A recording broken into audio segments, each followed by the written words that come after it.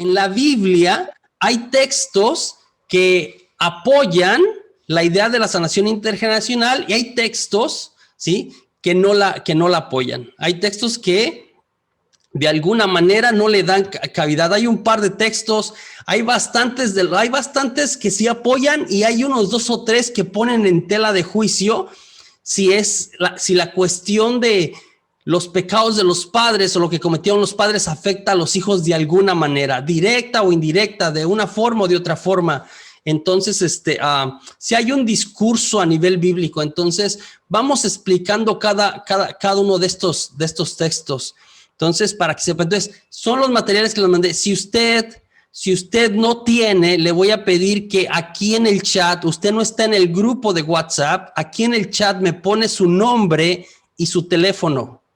Me pone el nombre y su teléfono. Yo al final de la sesión los guardo, ¿no? Los guardo en mi teléfono y los agrego al grupo de WhatsApp, ¿sí? Para que puedan recibir. Hay bastantes cosas que les voy compartiendo. El día de mañana, aparte de los videos, voy a compartirle un par de cosas más que necesitamos trabajar y documentos de los que vamos a hablar el día de hoy. Los documentos que le voy compartiendo, no tiene que leerlos, son material extra. Cuando tenga tiempo y pueda leerlos, los puede leer. Algunos son de 200 páginas, 100 páginas, cosas así.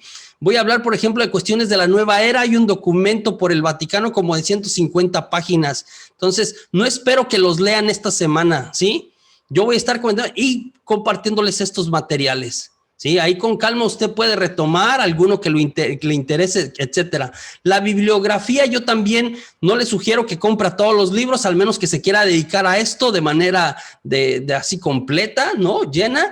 Pero a los libros es como para que usted sepa que yo he sacado esto de diferentes recursos. He leído todos los libros y he extraído al menos algunas cosas que me parecen interesantes que apoyan de alguna manera esta idea de que nosotros podemos orar por nuestra familia. Este es el esquema del seminario. Ayer se los presentaba al final. Esto es lo que vamos a hablar en lo que resta de los días. Ayer hicimos la introducción. Todo el día de ayer fue introducción.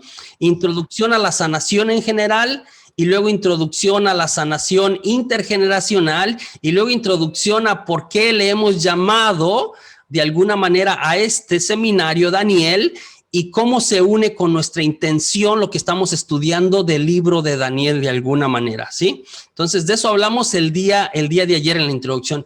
El día de hoy vamos a enfocarnos en el tema número 1, que es nuestra imagen de Dios, los 4 puntos cardinales es acerca del ser humano. Estos 2 temas puede ser que los hagamos el día de mañana los 2 juntos o que hoy comencemos dependiendo del tiempo, o que estos 2 los hagamos el día de mañana, eso es lo más probable, ¿sí? Es sobre el ser humano, sobre el hombre, sobre las familias, sobre nosotros, algo de antropología teológica de alguna manera, ¿sí? Vamos a estudiar el día miércoles. El jueves vamos a hablar todo lo relacionado al demonio. Entre algunas de las cosas, vamos a hablar más que esto, pero el tema central es las 4 puertas de acceso de Satanás a nuestras vidas y a las vidas de nuestras familias.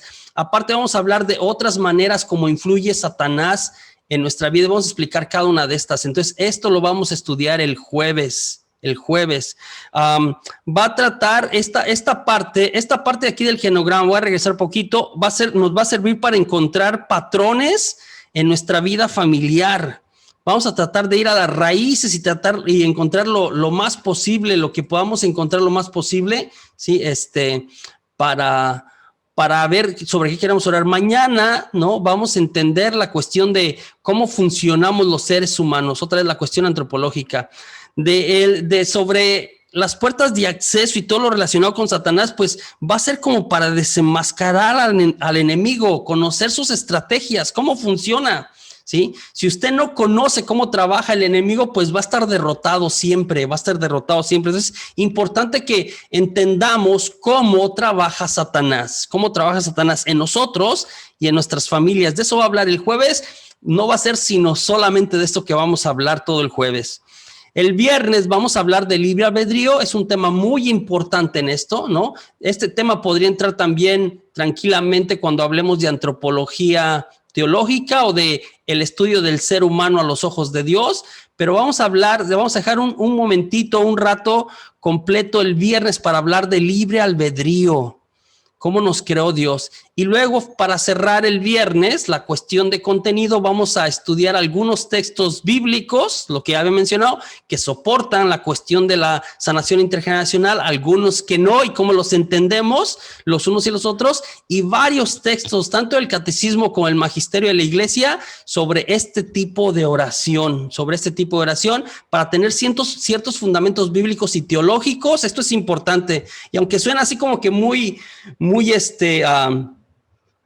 rimbombante, ¿no? Teología, antropología, no sé, este tipo de cosas. Yo voy a tratar lo más posible de irle explicando con mucha calma, a un nivel que todo mundo entienda estas cosas que vamos a ir aprendiendo. Todo esto con la finalidad de ir entendiendo y progresivamente también ir encontrando las cosas por las que usted y yo necesitamos orar.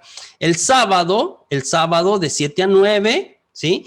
Hacemos la oración que se llama paraliturgia, ¿sí? Y también bendecimos los sacramentales, ¿sí? Respecto a eso quiero decir, entonces, el sábado yo le invito a que de aquí al sábado, si es posible, si tiene en su casa, qué maravilla, si no, si puede conseguir, si hace su orden al mercado, a la tienda, que consiga aceite de oliva, extra virgen, sal y agua, porque el padre va a exorcizar, el padre Enrique va a exorcizar esto. Otra cosa, yo ayer hablé acerca del ayuno y la importancia del ayuno, bueno, en la vida de Daniel para alcanzar discernimiento y sabiduría, pero el ayuno en la vida cristiana, en la tradición judio-cristiana, es muy importante, y es aún más importante en las cuestiones de batalla espiritual. Siempre en batalla espiritual, como tal, otra vez, en esta guerra que tenemos contra los espíritus inmundos, contra Satanás y todos los demás espíritus que quieren traernos desgracia, ¿sí? De alguna manera, es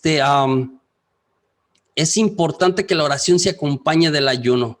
Yo le invito a quien quiera durante estos días, si quiere empezar a ofrecer ayunos por la oración que vamos a hacer el sábado. Si no, mínimo, yo les voy a pedir que el sábado, ayunemos otra vez. Hay varios tipos de ayuno, no hay unos muy sencillos, hay unos nada más de pan y agua durante el día, un poquito, ¿no? Al mediodía, y hay otros que usted puede tener una comida completa a la hora de lunch, pero no desayuno, algo muy leve en el desayuno, también muy leve. Si usted tiene algún problema médico, pues como diabetes y eso, pues no aplica, pero algún tipo de sacrificio de ayuno que pueda hacer el sábado que se una a lo que vamos a orar en la noche, es importante.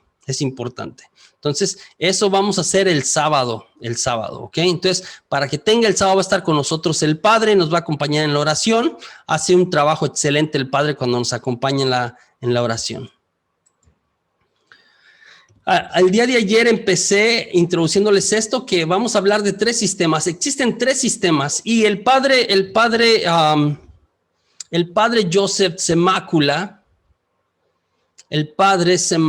dice que nosotros podemos de alguna manera encerrar todas las realidades que existen, absolutamente todas las cosas, todas las realidades que existen en el universo, ¿sí? Bajo estas 3 realidades o conceptos o seres: Dios, el ser humano y Satanás.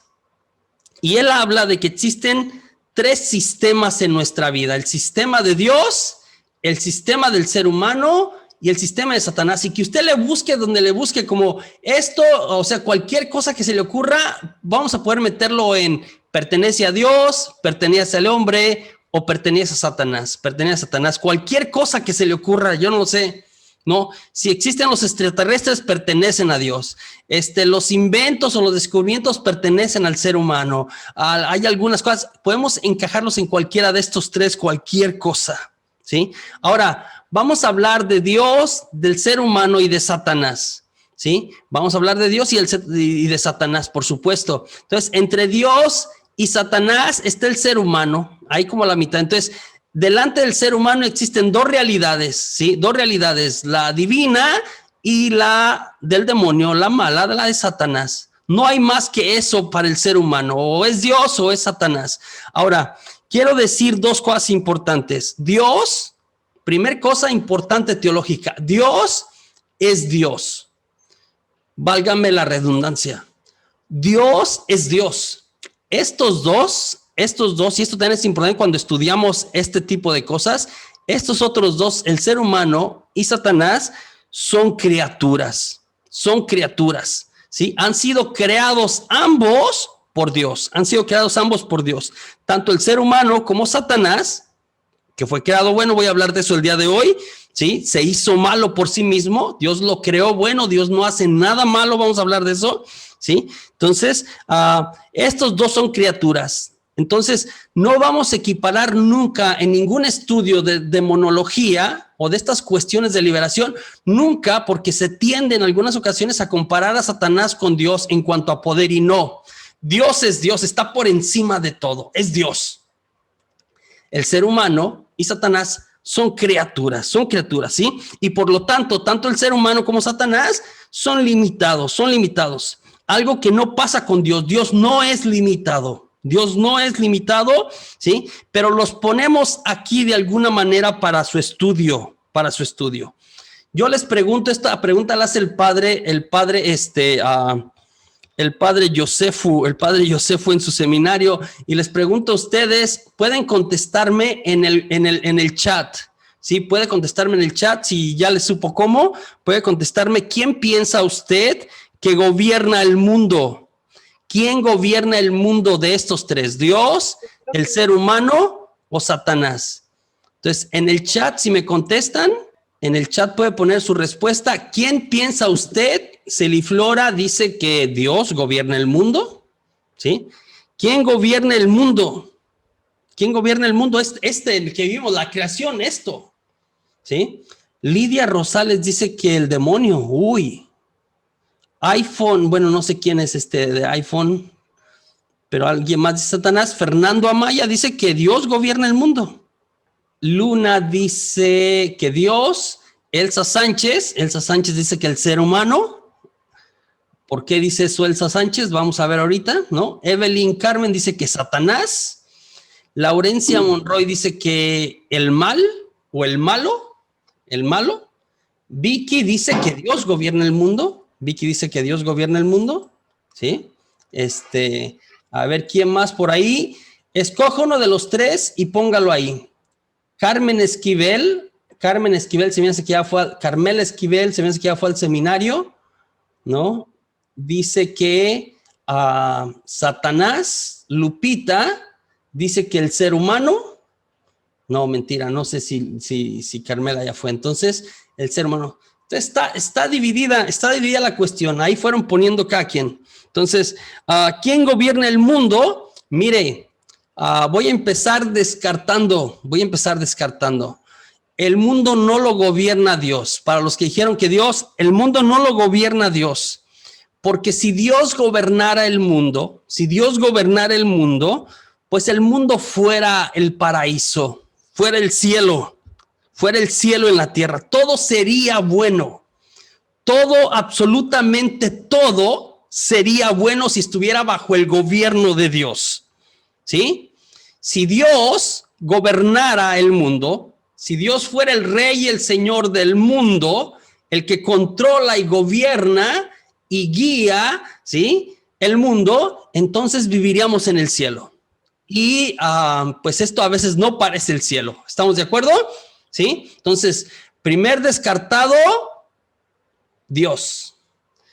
Tampoco es Satanás.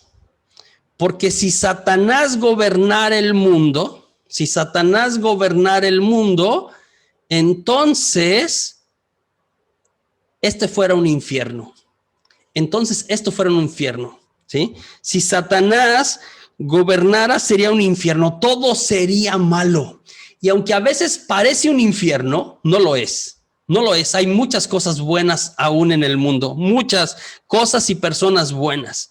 Si Satanás gobernara el mundo, si estuviera bajo su dominio, esto sería el infierno. Esto sería el infierno. Regreso. Dios siempre es bueno y todo lo que hace siempre lo hace bien.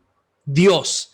Satanás siempre es malo, ¿sí? Y todo lo que hace siempre es malo. Dios no puede hacer nada malo y Satanás no puede hacer nada bueno. Todo lo que hace Dios es bueno, todo lo que hace Satanás es malo. Y siempre será así. Cuando yo hablo de sistema, entienda esto, un sistema es algo que funciona de una manera y no puede funcionar de otra. Eso lo hace el sistema. Un sistema es algo que funciona de una manera y no puede funcionar de ninguna otra. Entonces, el sistema de Dios es que Él siempre es bueno y siempre hace el bien. Es el sistema de Dios. El sistema de Satanás es que Él, ¿sí?, siempre es malo y siempre hace el mal. Y siempre hace el mal, ¿sí? Y no puede hacer nada bueno. Aunque a veces pensamos que nos puede dar cosas buenas, en realidad nunca puede hacer cosas buenas. El ser humano como sistema, por la cuestión, y vamos a estudiar esto el viernes con mucha más calma, por la cuestión del libre albedrío, siempre decide.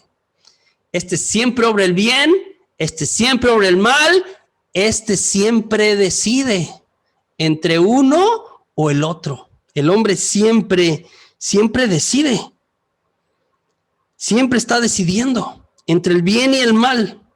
Entre meter el agua, como dice Deuteronomio, al agua o al fuego, ¿sí? Entre escoger la vida o la muerte, como dice Deuteronomio. Cualquier decisión que sea o que tome el hombre siempre tiene una consecuencia. Y algunas de estas consecuencias son a largo plazo, ¿sí?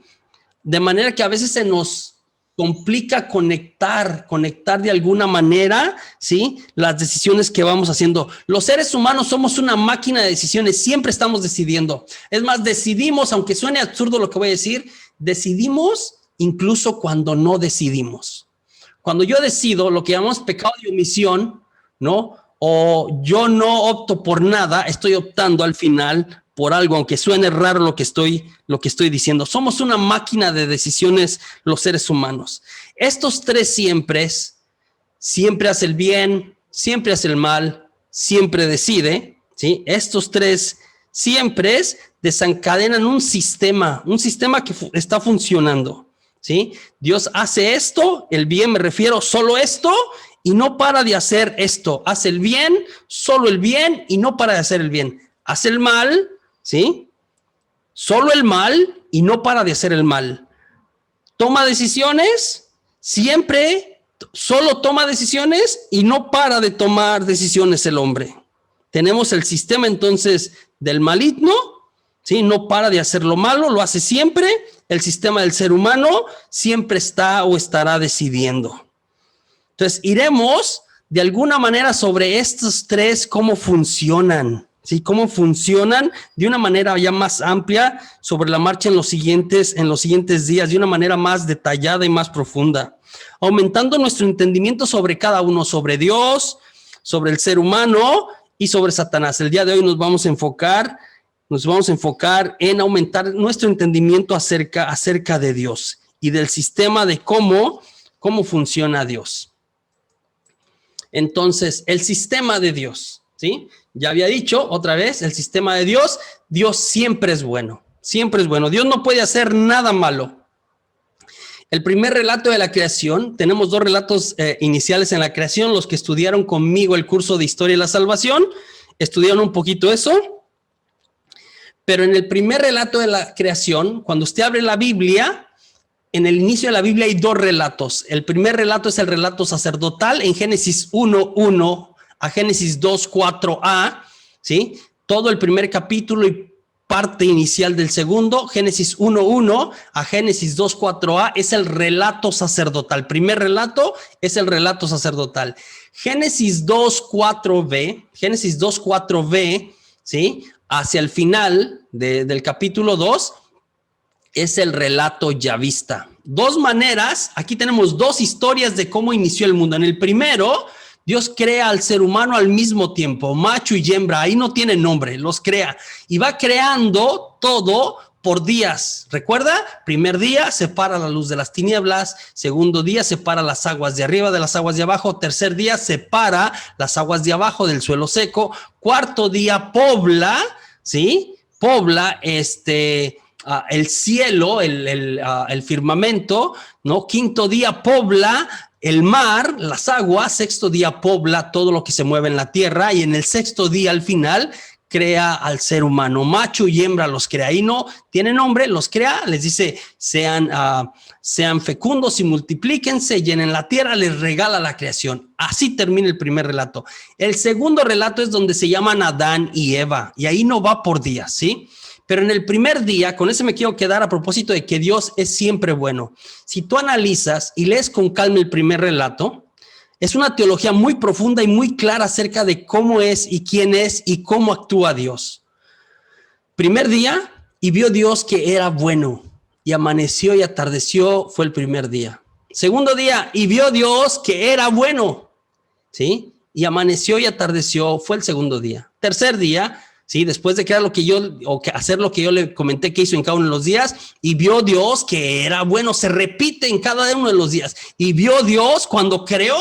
Todo lo que Dios va creando, Dios ve que es bueno. Y amanece y atardece, y es otro día más. El sexto día, cuando termina de crear todo, ¿sí? Y voltea a ver a su última creación, que es el ser humano como tal, termina diciendo en el sexto día, y vio Dios que era muy bueno. Agrega el calificativo muy. Sí, todos los días dijo, los 5 días dijo, y vio Dios que era bueno. En el sexto día dice, y vio Dios que era muy bueno, ¿sí? Y amaneció y atardeció, fue el sexto día. Y el séptimo día es muy importante, muy interesante desde el punto de vista litúrgico y bíblico. El séptimo día Dios descansa, ¿no? Y se convierte en lo que los judíos le llaman el Shabbat, el día 7. Sí, el día 7. Todo lo que Dios hace es bueno. Dios siempre actúa y hace el bien. Dios no es capaz de hacer el mal nunca, nunca. ¿Sí? Esto es muy importante que vayamos entendiéndolo. Vamos a estudiar sobre Dios 3 aspectos. La cuestión de la voluntad de Dios, la cuestión de el castigo, ¿no? En mi próximo slide lo voy a cambiar, voy a poner entre comillas el castigo de Dios, y hacia el final de la presentación del día de hoy vamos a hablar de la cruz, ¿sí? Esto de tomen su cruz y síganme, la cruz y el sufrimiento. ¿Cómo entendemos la cuestión de la cruz y el sufrimiento? Si Dios todo lo que quiere para nosotros es bueno, ¿cómo entendemos las cuestiones de la cruz y del sufrimiento?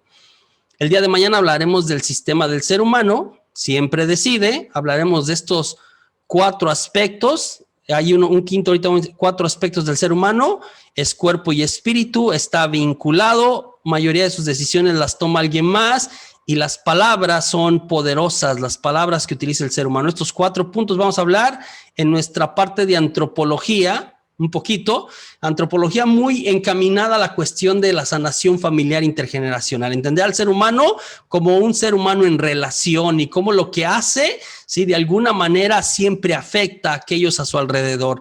Al final vamos a hablar el día de mañana de el nombre de Jesús y cómo el nombre de Jesús, el poder del nombre de Jesús, y voy a explicar esto con mucha calma el día de mañana, nos ayuda a redimir estas cosas que a veces en el ser humano se desvían de alguna manera. Esto vamos a hablar mañana con mucha más calma. El jueves hablaremos del sistema de Satanás. Siempre es malo. Satanás nunca puede hacer nada bueno. Todo lo que hace es malo. Siempre, siempre, siempre. Sí, el sistema del maligno no para de hacer lo malo y lo hace siempre. Sí, lo hace siempre. En el Catecismo de la Iglesia Católica, en el numeral 2851, ¿sí? Es el que atraviesa, se atraviesa el designio. Cuando aquí habla del demonio, el numeral 2851, ¿sí?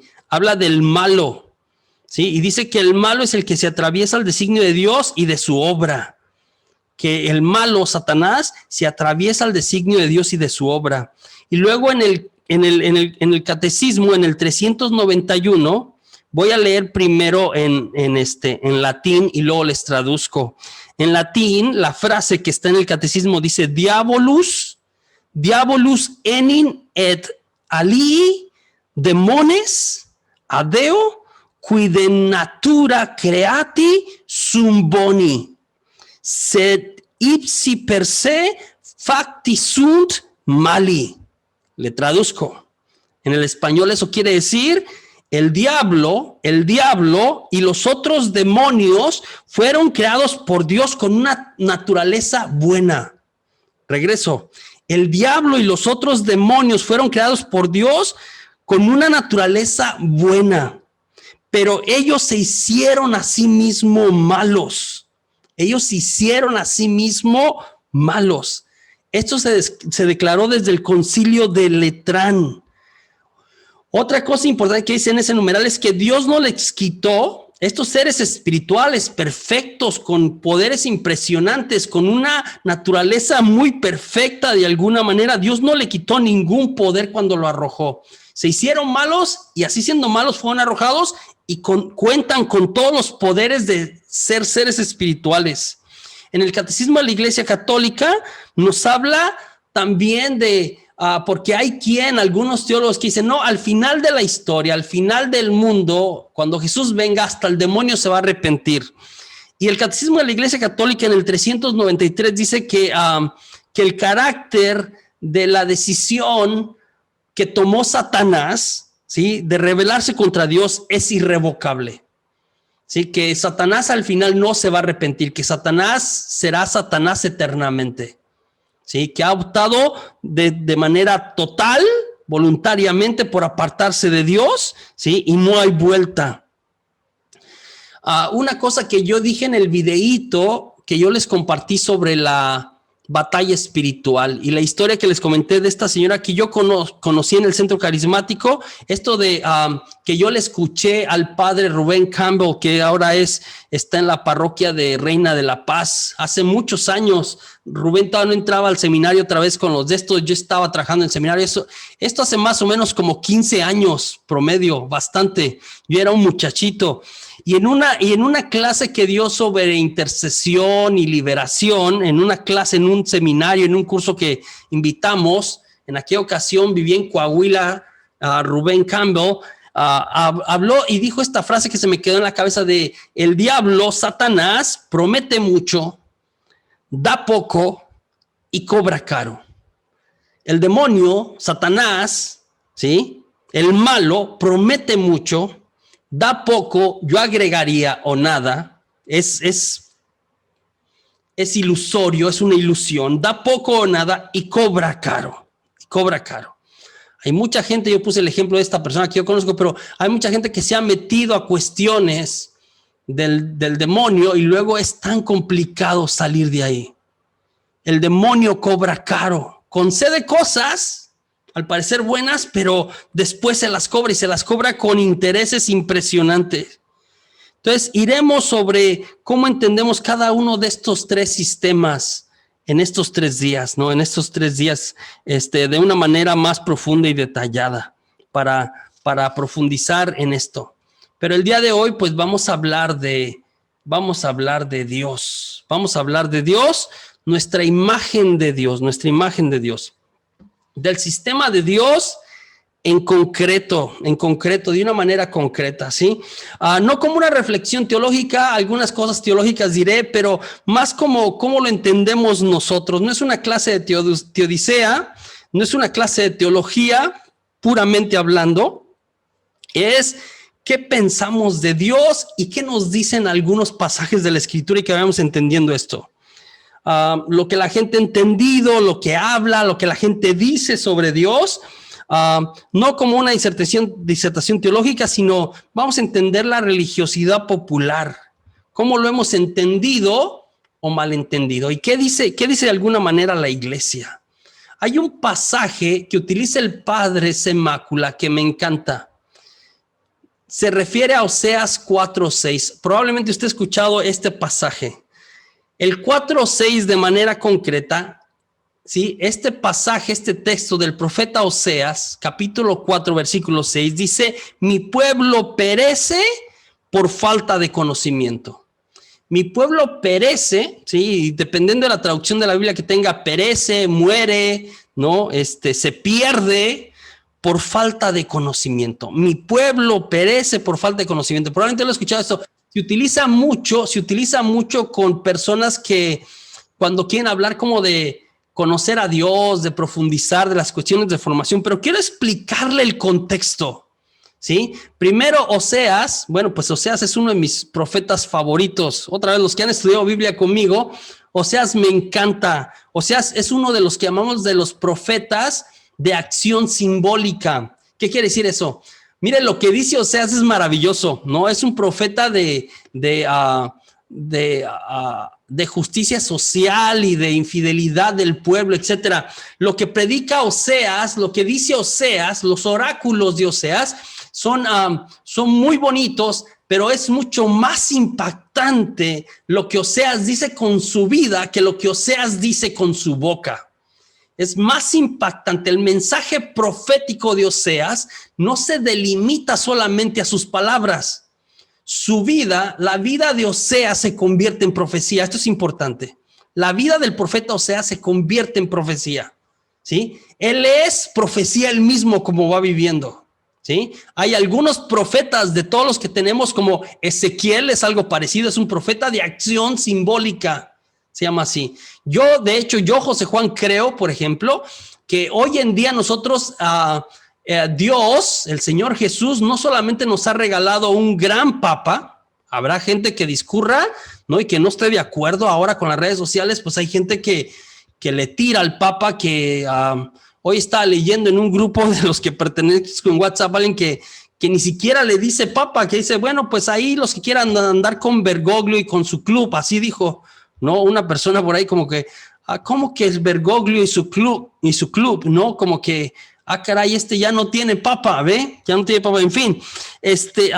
Yo creo que Dios no solamente nos regaló un gran papa, el primer papa latinoamericano, por supuesto, y que ve la iglesia de una manera distinta, porque la iglesia se había visto y se había liderado desde cómo se percibía desde Europa, desde Roma, desde aquel lado del continente, ¿sí? El Papa Francisco, Jorge Bergoglio, el Papa Francisco, había crecido en una iglesia distinta a la europea, totalmente distinta. Una iglesia del tercer mundo, una iglesia, ¿no? Con muchas cosas distintas, ¿sí? Y desde ahí es que podemos entender también muchas cosas. Entonces, una cosa que encontramos en el Papa Francisco es esto que yo decía de el Papa. Dios no solamente nos regaló un Papa, el primer Papa latinoamericano, es argentino, bueno, algún defecto tenía que tener, ¿no? Es argentino, ¿qué se le va a hacer? No podemos pedir todo completo. Bueno, no, perdón, los argentinos, hoy no tengo argentinos en la clase, por eso me atreví a decir ese chiste. No, mentira. Es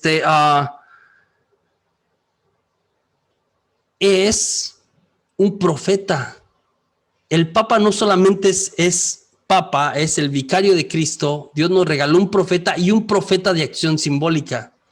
Usted tiene que poner atención a lo que dice el Papa y tiene una manera muy, muy colorida, muy coloquial, ¿sí? De expresarse, ¿no? De cómo explica las cosas, de lo que dice, que no tengas cara de funeral, que las iglesias y la gente que trabaja en las iglesias no sean agentes de aduana y este tipo de cosas que dice. Pero es interesante lo que el Papa hace, sus gestos, esta cuestión de no vivir en el Palacio del Vaticano, sino en Santa Marta, esta cuestión de no ponerse los zapatos no sé cuáles, de ir y lavarle los pies el Jueves Santo en una cárcel, estos son, sí, de alguna manera signos de acción profética, parecido a lo que hace con Oseas. Regreso con Oseas, por favor, me estaba yendo, regreso con Oseas. Oseas es un profeta de acción simbólica, ¿sí? Es un profeta de acción simbólica y los profetas fueron enviados como que para parar la desgracia que le venía al pueblo. El pueblo venía equivocándose, el pueblo venía apartándose de Dios, el pueblo no respetaba y no vivía la alianza en la que se había comprometido con Dios. Se había apartado, andaban mal Y entonces la labor del profeta, de los profetas en toda la historia, porque todavía tenemos profetas en nuestros días, la labor del profeta es como que enderezar a la gente, Dios quiere caminarnos por aquí para que vivamos felices, para que estemos bien, para que haya bendición, y el ser humano se va para acá o se va para acá, ¿sí? Entonces el profeta lo que trata de hacer es como que enderécense, ¿no? Como que, y nos habla a veces con la verdad, a veces no nos gusta, mayoría de las veces los profetas son rechazados. Entonces, lo que está haciendo Oseas es parar esta desviación terrible a la alianza con Dios, ¿sí? A la alianza con Dios. Pero al parecer, y cuando lees con calma y estudias a Oseas en su contexto histórico, Oseas predica justo poquito antes de la caída, ¿sí? De la caída del reino del norte. En el siglo IX, el reino de Israel, el reino que había hecho súper grande David y luego Salomón lo hizo más grande, a la muerte de Salomón se dividió en dos, el reino del norte y el reino del sur, ¿sí? El reino del norte, ¿sí? Quedaron 10 tribus, el reino del sur quedaron 2 tribus de Israel. Aquí en el norte, 200 años después, es donde está predicando Oseas, y este reino, el del norte, está a punto de caer, ¿sí? En poder de los asirios. Están a punto de colapsar, de perderse totalmente. Y el profeta está como queriendo detener, como que no lleguen, porque es como si fuera, como que el pueblo va de picada. Ojalá entiendas esta idea. El pueblo se aparta de Dios, se va de Dios, no vive la alianza, va mal. Y aquí para abajo es un acantilado, ¿sí?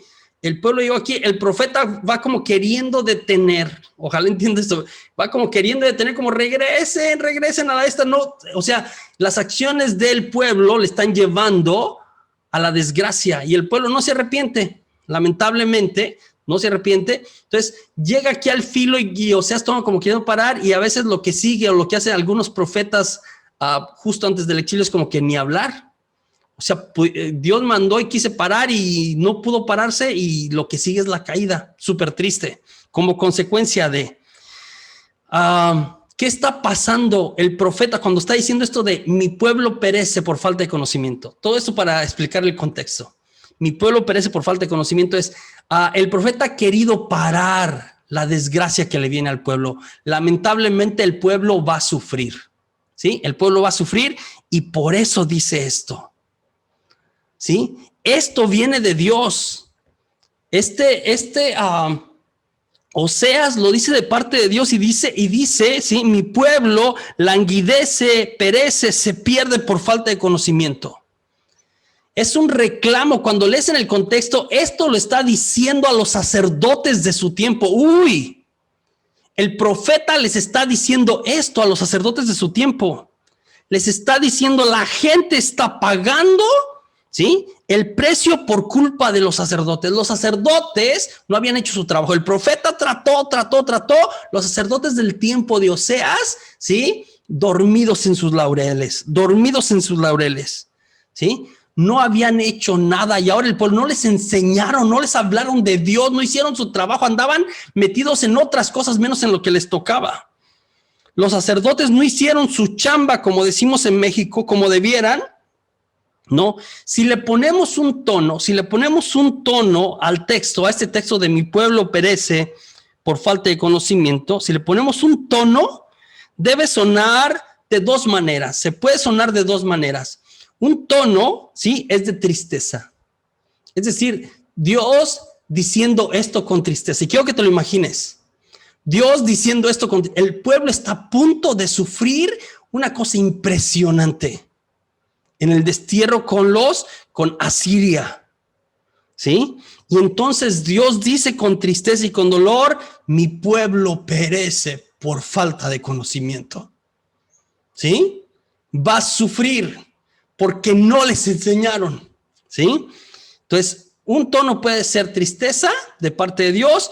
Otro tono también que se le puede aplicar a esta frase en el contexto histórico es reproche. Otro tono puede ser de reproche, dirigiéndose a los sacerdotes, mi pueblo perece por falta de conocimiento, ¿sí? Y de reproche de bola de holgazanes, no hicieron su trabajo. Los hice sacerdotes para que guiaran al pueblo y no lo hicieron. Mi pueblo está sufriendo por su culpa. Esto es algo que Dios no quiere. Dios no quiere que el pueblo sufra. Está preocupado, está desilusionado. ¿Sí? Está desilusionado. Pero no lo puede parar. Dios no puede parar esto. Lamentablemente, voy a explicar esto con más calma. ¿Sí? Si pudiera decir yo estoy triste porque no puedo hacer nada al respecto. Dios no puede hacer nada, es lo que sigue. El pueblo fue caminando hacia allá y es lo que sigue. La tristeza de cómo lo dice Dios tiene de hecho cierta impotencia detrás, aunque parezca raro. Y algunos puedan discutir conmigo como, es que Dios lo puede todo. Esta parte puede sonar, sí puede sonar tranquilamente, ¿sí? Como reproche, como tristeza y con un dejo de impotencia. Dios no puede parar, va a suceder. ¿Qué hay en el mundo? ¿Qué hay en el mundo que Dios, ¿sí? No puede hacer o no puede hacer? ¿Qué cosas no puede hacer Dios? ¿Qué cosas no puede parar? Y lo que no puede hacer Dios, ¿sí? No puede parar la decisión del hombre. Ante la decisión del hombre, ante el libre albedrío, Dios para. Dios nunca viola esto, nos hizo libres, nunca. Lo que nosotros decidamos, eso lo respeta Dios. Si es bueno o si es malo, eso lo respeta Dios. Ahí para Dios. Los sacerdotes decidieron no hacer su trabajo, ¿sí? Por miedo al pueblo, como le quiera llamar, no hicieron su trabajo, no hicieron su chamba, por miedo al pueblo, por control, por poder, porque se enfocaban en otras cosas que no eran, ¿sí? No hicieron su trabajo. Y ahora el pueblo va a sufrir, no es lo que quiere Dios, ¿sí? Pero va a pasar así porque estos no hicieron su... Mire qué interesante esto, ¿ok? De hecho, no le está echando la culpa al pueblo directamente, le está echando la culpa a los sacerdotes que no les enseñaron al pueblo. Es decir, por culpa de unos, aunque suene raro lo que estoy diciendo, van a pagar otros, el pueblo completo.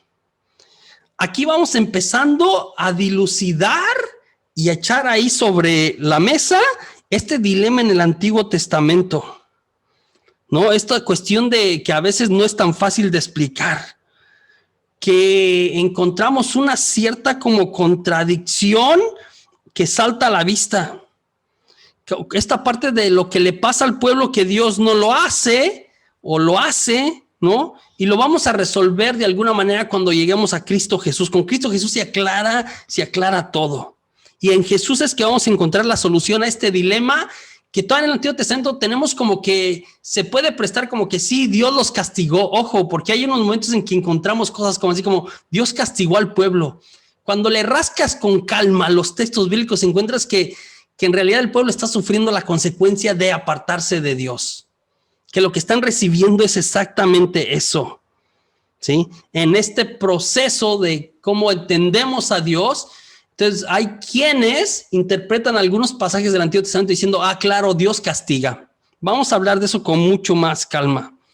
Quiero decir un principio que es muy importante en la Biblia y en la interpretación de la Biblia.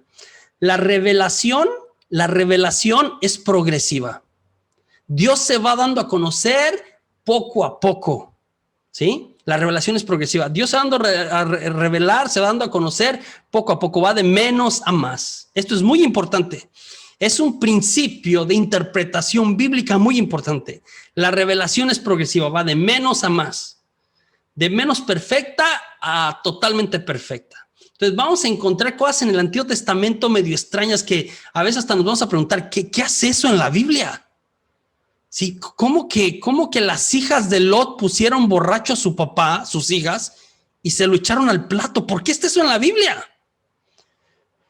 Sí, ¿cómo que varias cosas extrañas, ¿no? Que vamos a encontrar por ahí, ¿no? Otra vez la revelación es progresiva. ¿Cómo que Dios mandó que exterminaran todo un pueblo, que mataran a hombres y a niños y a mujeres, a todos?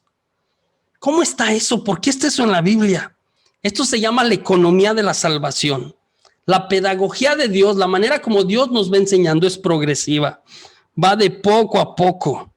Y luego, otra cosa tan interesante que yo les explico un poquito en mi en el video este que les compartí de la batalla espiritual.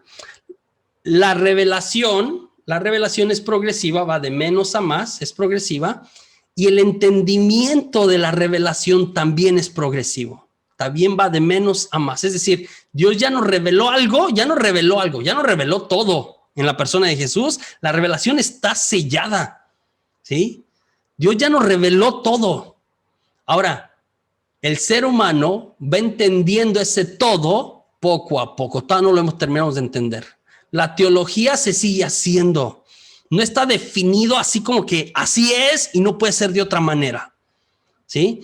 Hasta donde vamos ahora, hemos entendido bastante de lo que Dios nos reveló, pero otra vez, si nos regresamos 500 años atrás, nosotros podemos decir, no es posible que hace 500 años entendían esto, ahora nosotros entendemos más. Probablemente 500 años después de nosotros alguien dirá, pues no es posible que los del siglo XXI no entendían esto si es tan sencillo, de alguna manera. La revelación es progresiva, ¿sí? En Hebreos, ¿sí? En Hebreos 1, del 1 al 3 nos dirá eso, que Jesús es la palabra definitiva del Padre. Jesús es la palabra definitiva del Padre, la plenitud de la revelación, ¿sí? Y en Hebreos 1, del 1 al 3 dice, en diversas ocasiones y bajo diferentes formas Dios habló a nuestros padres por medio de los profetas. Hasta en los últimos tiempos, la última revelación, palabra de Dios, es su Hijo Jesús. Es su Hijo Jesús. Él nos habla por medio de su Hijo. Jesús, dice Hebreos, es el resplandor de la gloria de Dios. Y en él expresó Dios lo que es en sí mismo. Él, cuya palabra poderosa mantiene el universo, también es el que purificó al mundo de sus pecados y luego se sentó en los cielos a la derecha de Dios, del Dios de majestad, palabra de Dios. Entonces Jesús es la plenitud. En Jesús entendemos absolutamente todo. Sí, absolutamente todo. Vamos a hacer un descanso. Cuando regresemos vamos a hablar de estos dos pasajes de Juan 3:16 y de Juan 8:44 y cómo, qué nos da Dios y qué trae y qué nos da Satanás, para entender un poquito más a Dios y entender Satanás. Y cómo en medio, entre Dios y Satanás, no hay otra cosa, no hay una tercera opción. El hombre está en medio de estas dos realidades.